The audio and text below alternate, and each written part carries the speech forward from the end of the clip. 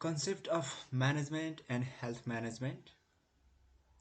म्यानेजमेन्टको ओरिजिनलाई हेर्ने हो भनेदेखि जुन समयदेखि मानिसहरू चाहिँ अर्गनाइज फर्ममा कम्युनिटीमा बस्न थाले त्यो समयदेखि नै म्यानेजमेन्टको कन्सेप्ट चाहिँ युज भएको देखिन्छ र केही आर्टिकल अथवा रिसर्चहरूले चाहिँ 20th सेन्चुरीदेखि मात्रै म्यानेजमेन्टको कन्सेप्ट युज भएको भने तापनि यसमा कुनै सत्यता भने पाइएको छैन।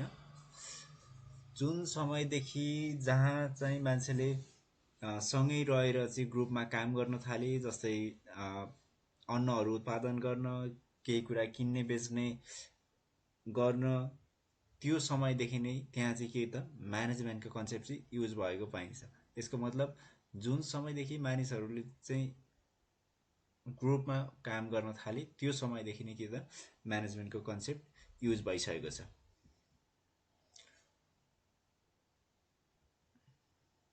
म्यानेजमेन्टको डिफिनेसन बुझ्नको लागि म्यानेजमेन्ट दुईवटा कम्पोनेन्टले बनेको हुन्छ भन्ने कुरा हामीले बुझ्नु जरुरी छ।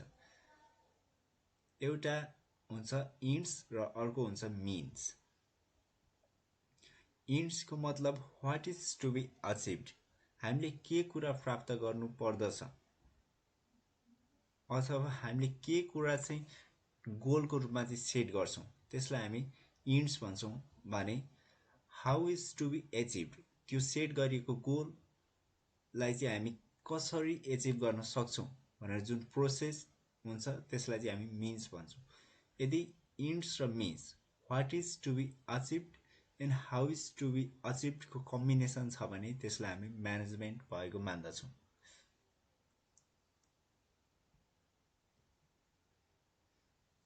त्यसैगरी म्यारी पार्कर फोलेटले दिएको एउटा डेफिनेसन रहेको छ, management is the art of getting thing done through people.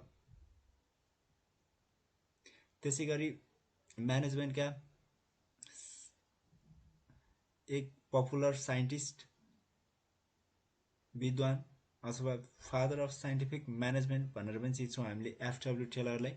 उनले दिएको डेफिनेसन यस प्रकार रहेको छ, management is knowing exactly what you want people to do and seeing what they do it in the best and cheapest way।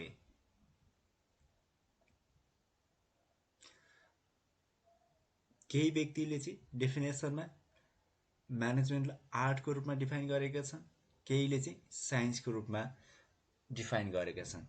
तर management art हो कि science हो कि अथवा आर्ट एन्ड साइन्स बोथ हो कि भन्ने बारेमा हामी डिस्कस गर्न गइरहेका छौँ। Management is both art and science of getting things done through and with other people.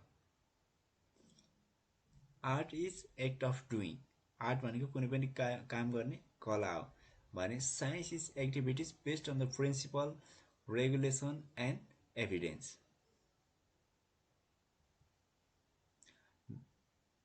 अब म्यानेजमेन्ट कसरी आर्ट र साइन्स दुवै हो भन्ने हामी दुईटा भागमा चाहिँ डिभाइड गरेर चाहिँ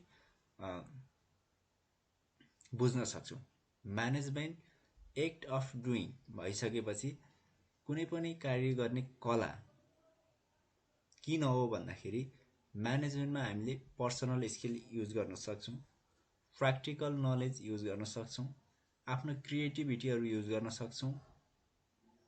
भने म्यानेजमेन्ट एज अ साइन्सको रूपमा चाहिँ म्यानेजमेन्टमा हामीले कन्सेप्टहरू युज गर्छौँ, म्यानेजमेन्टको डिफ्रेन्ट प्रिन्सिपलहरू छन्, त्यसैगरी म्यानेजमेन्टको डिफ्रेन्ट थ्योरिजहरू छन् र म्यानेजमेन्टलाई एउटा साइन्टिफिक वेमा चाहिँ हामी प्र्याक्टिस गर्छौँ। त्यही भएर चाहिँ म्यानेजमेन्टलाई हामी बोथ आर्ट एन्ड साइन्सको रूपमा चाहिँ हेर्ने गर्दछौँ। अब what is health management? Health management is just management in health sector. It's nothing but just management in health sector. Management is a process with both interpersonal and technical aspect through which objectives of the health service organization are specified and accomplished by utilizing human and physical resources and technology. Health management एउटा के हो त process हो जसमा चाहिँ both interpersonal र technical aspect दुईटै हुन्छ through which objectives of health service organization are specified जसको माध्यमबाट हेल्थ सर्भिस अर्गनाइजेसनको अब्जेक्टिभ्सहरू चाहिँ हामी स्पेसिफाइड गर्छौँ र त्यसको एकम्प्लिसमेन्टको लागि चाहिँ ह्युमन एन्ड फिजिकल रिसोर्सेस र टेक्नोलोजीको चाहिँ युटिलाइजेसन हामी गर्छौँ त्यसलाई नि हामी के भन्छौँ त हेल्थ म्यानेजमेन्ट भन्छौँ हेल्थ म्यानेजमेन्टको डेफिनेसनमा पनि यहाँनिर इन्ड्स र मिन्स चाहिँ हामीले कसरी छुट्याउन सक्छौँ भने इन्ड्स भनेको जहिले पनि के हो त अब्जेक्टिभ्स अथवा गोल हो के भनेको छ भन्दाखेरि through which objectives of the health service organization are specified objectives of health service organization are specified means it is end of management and by accomplished by utilizing human and physical resources and technology के भनेको छ भन्दाखेरि यहाँ कसरी चाहिँ गर्ने how is to be achieved that specified objective भन्दाखेरि by utilizing human and physical resources and technology. This is means of health management. Now we move to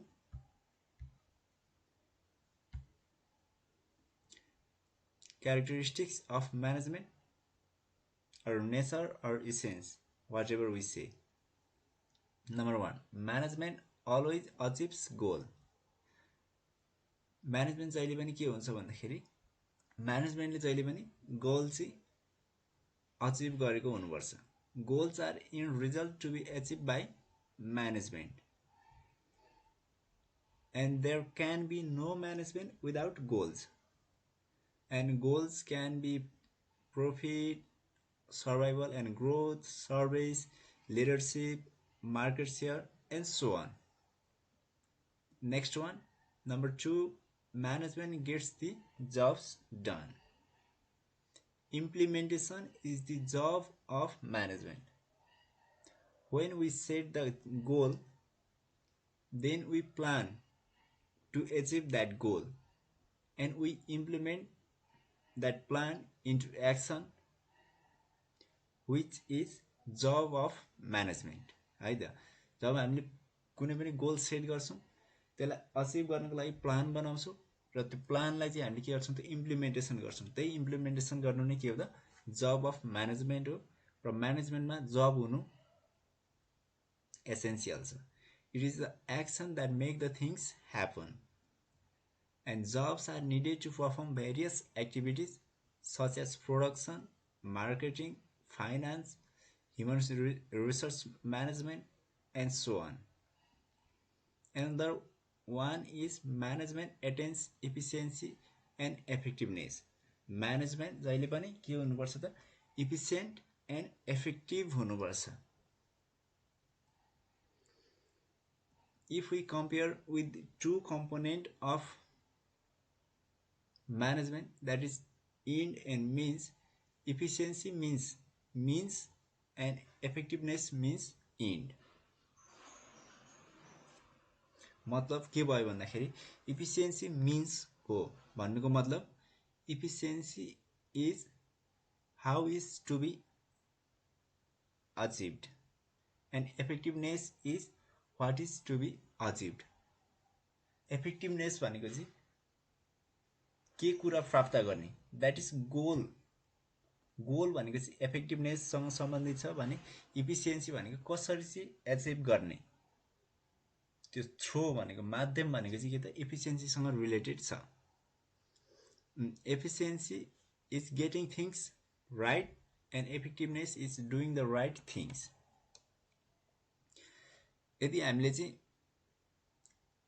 निश्चित इनपुट दिएर चाहिँ ग्रेटर आउटपुट अचिभ गर्छौं भने त्यसलाई चाहिँ हामी इफिसिएन्सी भन्छौं यदि हामीले सेट गरेको गोललाई चाहिँ अचिभ गर्छौं भने चाहिँ त्यसलाई चाहिँ हामी इफेक्टिभ भएको मान्दछौं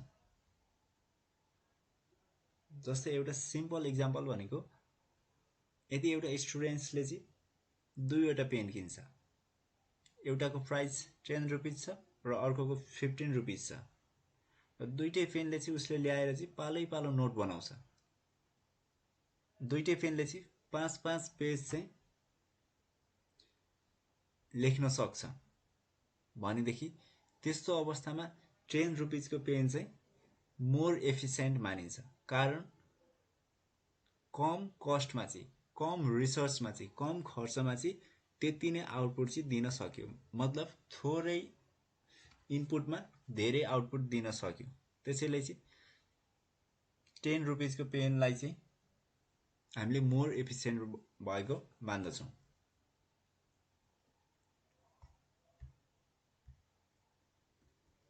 त्यसैगरी management works through and with people. म्यानेजमेन्टले पिपलसँग र पिपलको माध्यमबाट चाहिँ काम गर्दछ।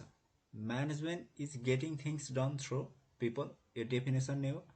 त्यसैगरी म्यानेजमेन्टले usually emphasize in the team work, त्यही भएर we can say management works through and with people and management always direct and coordinates the effort of people. Another one is management is a process. Management एउटा प्रक्रिया हो। म्यानेजमेन्टले एउटा systematic प्रोसेसलाई follow गर्छ। Usually planning, organizing, staffing, leading, controlling.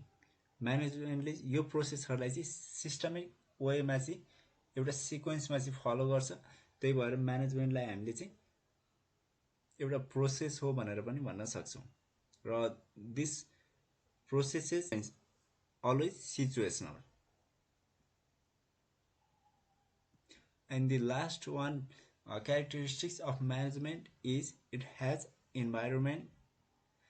Environment, usually management in a dynamic environment. Dynamic environment भनेको एउटा changeable environment हो। त्यो अवस्थामा चाहिँ म्यानेजमेन्ट गर्न सक्नु पर्दछ। And management it should be possible to adapt changes in the environment for goal achievement. Goal अचिभमेन्टको लागि चेन्जेबल इन्भाइरोमेन्टसँग पनि एडप्ट गर्न सक्ने चाहिँ हुनुपर्दछ र त्यो विशेषता चाहिँ म्यानेजमेन्टसँग रहेको छ। एन्ड इन्भाइरोमेन्ट कस्तो हुनसक्छ भन्दाखेरि forces in the environment may be political, legal, economic, socio cultural, technological and so on.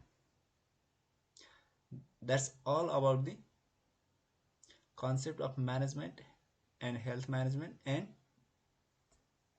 characteristics or essence of management. Thank you.